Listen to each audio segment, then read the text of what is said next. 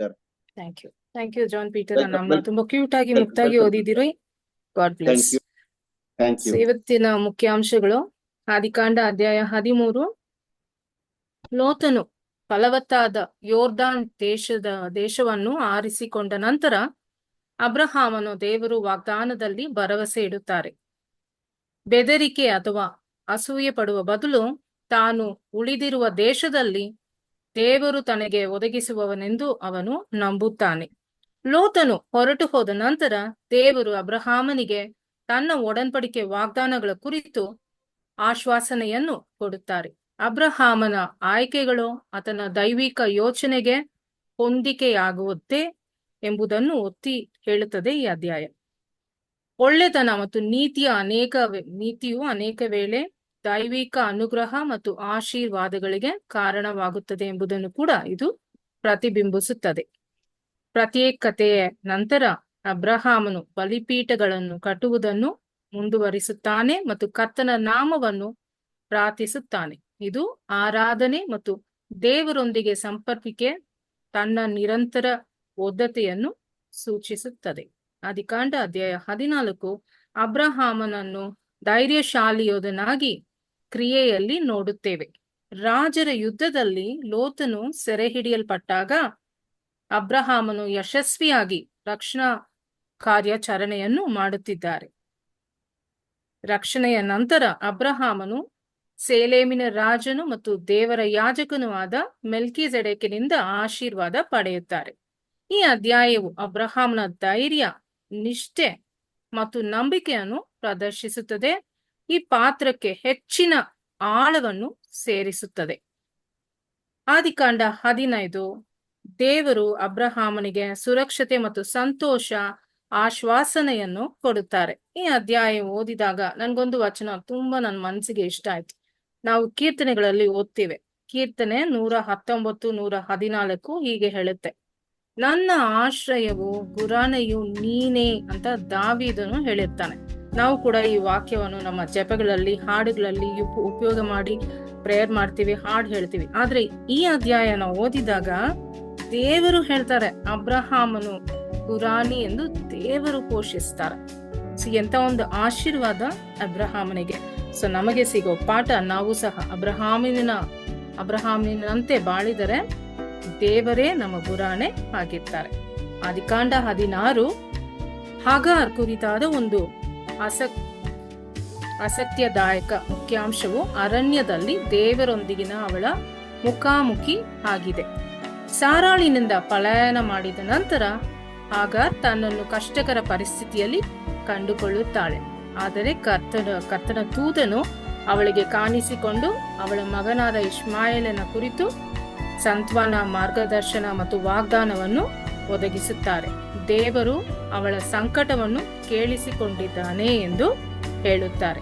ಈ ಕ್ಷಣವು ಅಂಚಿನಲ್ಲಿರುವವರ ಬಗ್ಗೆ ಕೂಡ ದೇವರಿಗಿರುವ ಕಾಳಜಿಯನ್ನು ಒತ್ತಿ ಹೇಳುತ್ತದೆ ಮತ್ತು ಅತ್ಯಂತ ಸವಾಲಿನ ಸಂದರ್ಭಗಳಲ್ಲಿಯೂ ಸಹ ಭರವಸೆ ಮತ್ತು ಭವಿಷ್ಯತೆಯನ್ನು ಒದಗಿಸುವ ಆತನ ಇಚ್ಛೆಯನ್ನು ಒತ್ತಿ ಹೇಳುತ್ತದೆ. ಇದು ಕೇಳಿಸ್ಕೊಂಡಾಗ, ಈ ಅಧ್ಯಾಯ ಯಾವಾಗ ನಾನು ಕೇಳಿಸ್ಕೊಂಡ್ರು ಓದಿದ್ರು ನನಗಿದು ತುಂಬಾ ಇಷ್ಟ ಆಗುತ್ತೆ. ದೇವರು ಹಾಗಾರ್ ಪ್ರೇಯರ್ನ ಕೇಳ್ಕೋತಾರೆ. ನೀವು ಯಾರೇ ಆಗಿರ್ಬೋದು, ದೇವರ ನಾಮವನ್ನು ನಾವು ಕರೆದ್ರೆ ಖಂಡಿತವಾಗ್ಲೂ ದೇವರು ನಮ್ಮ ಪ್ರಾರ್ಥನೆ ಕೇಳ್ತಾರೆ. ನಮ್ಮನ್ನು ಪ್ರೊಟೆಕ್ಟ್ ಮಾಡ್ಲಿಕ್ಕೆ, ಸೇವ್ ಮಾಡ್ಲಿಕ್ಕೆ ಬಂದೇ ಬರ್ತಾರೆ ಅಂತ. ಮತ್ತೆ ಇಲ್ಲಿ ದೇವರನ್ನು ಇದಾದ್ಮೇಲೆ ಹಾಗಾರ್ ದೇವರನ್ನು ಎಲ್ರೋಯಿ ಎಂದು ಗುರುತಿಸುತ್ತಾಳೆ. ಬೈಬಲ್ನಲ್ಲಿ ದೇವರನ್ನು ಹೆಸರಿದ ಮೊದಲ ವ್ಯಕ್ತಿ ಹಾಗಾರ್. ಆದಿಕಾಂಡ 16:13 ಅರಣ್ಯದಲ್ಲಿ ಕರ್ತನ ದೂತನನ್ನು ಭೇಟಿಯಾದ ನಂತರ ಹಾಗಾರ್ ದೇವರನ್ನು ಎಲ್ ರೋಯಿ ಎಂದು ಉಲ್ಲೇಖಿಸುತ್ತಾಳೆ. ಇದರ ಅರ್ಥ ನೀವು ನನ್ನನ್ನು ನೋಡುವ ದೇವರು ಅಂತ.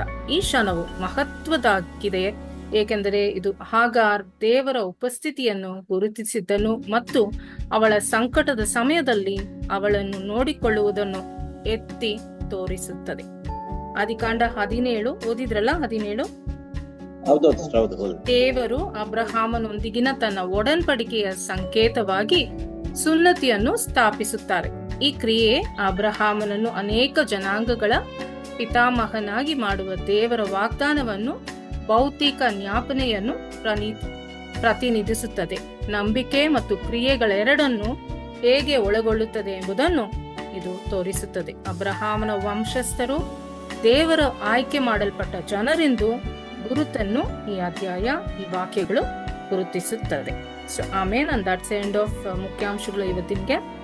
ಆದಿಕಾಂಡ ಅಧ್ಯಾಯ 17 ಮುಗಿಯಿತು. ಪ್ರಶ್ನೆಗಳು. ಆದಿಕಾಂಡ ಅಧ್ಯಾಯ 13 ವಚನ 3ರಿಂದ 4ನೇ ತನಕ. ಅಬ್ರಹಾಮನು ಬೆತೇಲ್ನಲ್ಲಿ ಏನು ಮಾಡಿದನು? ಅಲ್ಲಿಂದ ಮುಂದೆ ಪ್ರಯಾಣ ಮಾಡುತ್ತಾ ಬೇತೇಲಿಗೂ ಆಯಿ ಎಂಬ ಊರಿಗೆ ನಡುವೆ ತಾನು ಹಿಂದೆ ಗುಡಾರ ಹಾಕಿ ಬಲಿಪೀಠವನ್ನು ಕಟ್ಟಿದ ಕ್ಷೇತ್ರವನ್ನು ತಲುಪಿದನು. ಅಲ್ಲಿ ಸರ್ವೇಶ್ವರ ಸ್ವಾಮಿಯ ನಾಮಸ್ಮರಣೆ ಮಾಡಿ ಆರಾಧಿಸಿದನು. ಆದಿಕಾಂಡ 13:13 ಸೊದೋಮಿನಲ್ಲಿ ಯಾವ ರೀತಿಯ ಜನರು ವಾಸಿಸುತ್ತಿದ್ದರು? ದುಷ್ಟರು ಹಾಗೂ ದೃಷ್ಟಿಯಲ್ಲಿ ಕಡು ಪಾಪಿಗಳು ಆಗಿ ವಾಸಿಸಿದ್ದರು. ಮೆಲ್ಕಿಸೆಡೆಕನು ಆಶೀರ್ವಾದವೇನು? ಏನ್ ಆಶೀರ್ವಾದ ಕೊಟ್ರು? ಆದಿಕಾಂಡ 14:19ರಿಂದ 20ರವರೆಗೆ. ಭೂಮಿ ಆಕಾಶಗಳನ್ನು ಉಂಟು ಮಾಡಿದ ಪರಾತ್ಪರ ದೇವರ ಆಶೀರ್ವಾದ ಅಬ್ರಹಾಮನಿಗಿರಲಿ. ನನ್ನ ಶತ್ರುಗಳನ್ನು ನಿನ್ನ ಕೈವಶ ಮಾಡಿದ ಆ ಪರಾತ್ಪರ ದೇವರಿಗೆ ಸ್ತೋತ್ರವಾಗಲಿ. ಅಬ್ರಹಾಮನು ತಾನು ಗೆದ್ದು ತಂದಿದ್ದ ಎಲ್ಲಾ ವಸ್ತುಗಳ 10ನೇ ಭಾಗವನ್ನು ಮೆಲ್ಕಿಸೆದೇಕನಿಗೆ ಕೊಟ್ಟನು. ಆದಿಕಾಂಡ 14:23 ಸೊದೋಮಿನ ಅರಸನ ಕೋರಿಕೆಗೆ ಅಬ್ರಹಾಮನ ಉತ್ತರವೇನು? ನಿನಗೆ ಸೇರಿದವುಗಳಲ್ಲಿ ಯಾವುದನ್ನು ಒಂದು ದಾರವನ್ನಾಗಲಿ ಕೆರೆದ ಬಾರನ್ನಾಗಲಿ ನಾನು ತೆಗೆದುಕೊಳ್ಳುವುದಿಲ್ಲ. ನಿನ್ನಿಂದ ಅಬ್ರಹಾಮನು ಐಶ್ವರ್ಯವಂತನಾದ ಎಂದು ಹೇಳಿಕೊಳ್ಳುವುದಕ್ಕೂ ನಿನಗೆ ಆಸ್ಪದ ಇರಬಾರದು. ಆದಿಕಾಂಡ 14:18 ರಾಜರ ವಿರುದ್ಧದ ವಿಜಯದ ನಂತರ ಅಬ್ರಹಾಮನನ್ನು ಭೇಟಿಯಾದ ಸೇಲೇಮ್ನ ರಾಜ ಯಾರು? Very good, Melchizedek. ಆದಿಕಾಂಡ 14:20 ನಿನ್ನ ಶತ್ರುಗಳನ್ನು ಅಬ್ರಹಾಮನು ಮೆಲ್ಕಿಸೆಡೆಕನಿಗೆ ಏನು ಕೊಟ್ಟನು? ಅಬ್ರಹಾಮನು ತಾನು ಗೆದ್ದು ತಂದಿದ್ದ ಎಲ್ಲಾ ವಸ್ತುಗಳಲ್ಲಿ 10ನೇ ಭಾಗವನ್ನು ಮೆಲ್ಕಿಸೆದೇಕನಿಗೆ ಕೊಟ್ಟನು. ಆಮೇಲೆ ಆದಿಕಾಂಡ 15:5 ದೇವನು ಅಬ್ರಹಾಮನಿಗೆ ದೃಷ್ಟಿಯಲ್ಲಿ ಏನ್ ಭರವಸೆ ನೀಡಿದರು? ಸರ್ವೇಶ್ವರ ಬಳಿಕ ಅಬ್ರಹಾಮನನ್ನು ಹೊರಗೆ ಕರೆತಂದು ಆಕಾಶದ ಕಡೆಗೆ ನೋಡು, ಆ ನಕ್ಷತ್ರಗಳನ್ನು ನಿನ್ನಿಂದಾದರೆ ಲೆಕ್ಕಿಸು, ನಿನ್ನ ಸಂತಾನವು ಅಷ್ಟು ಅಸಂಖ್ಯವಾಗುವುದು ಎಂದರು.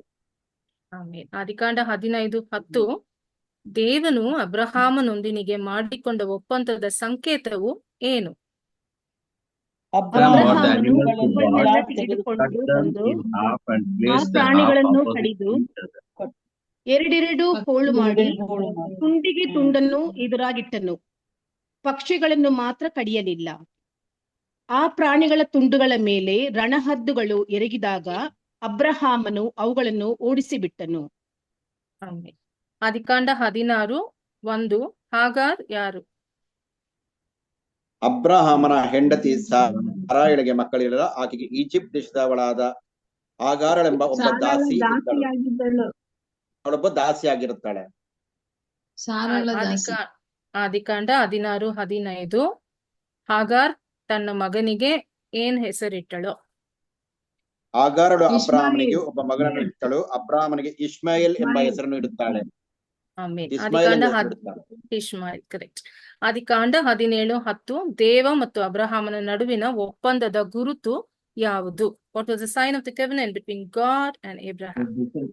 ನೀನು ನಿನ್ನ ಸಂತತಿಯವರು ಕೈಗೊಳ್ಳಬೇಕಾದ ನನ್ನ ಒಡಂಬಡಿಕೆ ನಿಮ್ಮಲ್ಲಿ ಪ್ರತಿಯೊಬ್ಬ ಗಂಡಸಿಗೂ ಆಗಬೇಕು ಎಂಬುದೇ.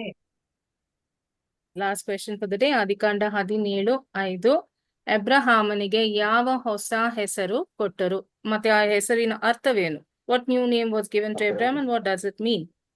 ಅಬ್ರಹಾಂ ಎಂದು ಹೆಸರಿರುವುದು ನಿನ್ನನ್ನು ಅತ್ಯಂತ ಫಲದಾಯಕ ಪುರುಷನನ್ನಾಗಿ ಮಾಡುತ್ತೇನೆ. ನಿನ್ನಿಂದ ರಾಜರುಗಳಿಗೂ ಉತ್ಪತ್ತಿಯಾಗುವರು. ನಿನಗೂ ನಿನ್ನ ಸಂತತಿಗೂ ನಾನು ದೇವರಾಗಿರುತ್ತೇನೆ. ಈ ನನ್ನ ಒಡಂಬಡಿಕೆಯನ್ನು ನಿನಗೋಸ್ಕರ ನಿನ್ನ ಸಂತತಿಗೋಸ್ಕರ ತಲತಲಾಂತರದವರೆಗೂ ಚಿರ ಒಡಂಬಡಿಕೆಯಾಗಿ ಸ್ಥಿರಪಡಿಸುತ್ತೇನೆ ಎಂದರು. Amen. Thank you John Peter and ಅಮ್ಮ and all the families. Father ಇದ್ದಾರಾ? ಇಲ್ಲ ಅನ್ಸುತ್ತಲ್ಲ. Sir is father on call? No, ma'am. ಇಲ್ಲ. Okay, thank you all so much and God bless. Good night. ನಾಳೆ ನೋಡೋಣ. Thank you. Good night sister. Thank you.